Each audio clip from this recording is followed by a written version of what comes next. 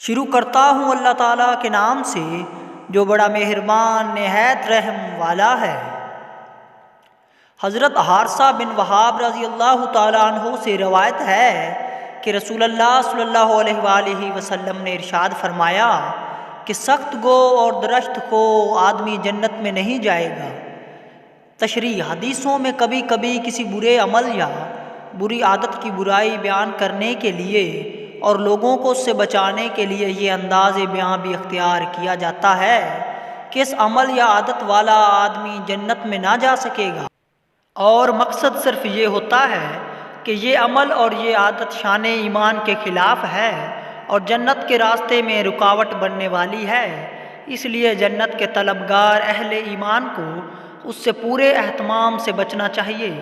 حارثہ بن وہاب کی اس حدیث کا مقصد بھی یہی ہے کہ سخت گوئی اور درشت خوئی ایمان کے منافی اور جنت کا راستہ روکنے والی منحوس عادتیں ہیں جو کسی مسلمان میں نہ ہونی چاہیے، اور ان ناپاک عادتوں والے لوگ سچے مومنوں کی طرح اور ان کے ساتھ جنت میں نہ جا سکیں گے۔ حضرت عبداللہ بن مسعود رضی اللہ تعالیٰ عنہ سے روایت ہے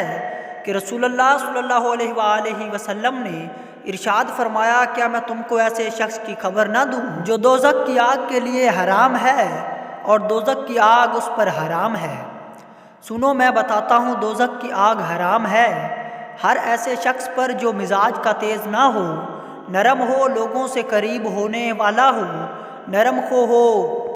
حضرت عائشہ صدیقہ رضی اللہ تعالی عنہا سے روایت ہے کہ رسول اللہ صلی اللہ علیہ وآلہ وسلم نے ارشاد فرمایا، جس شخص کو اللہ تعالیٰ کی طرف سے نرمی کی خصلت کا اپنا حصہ مل گیا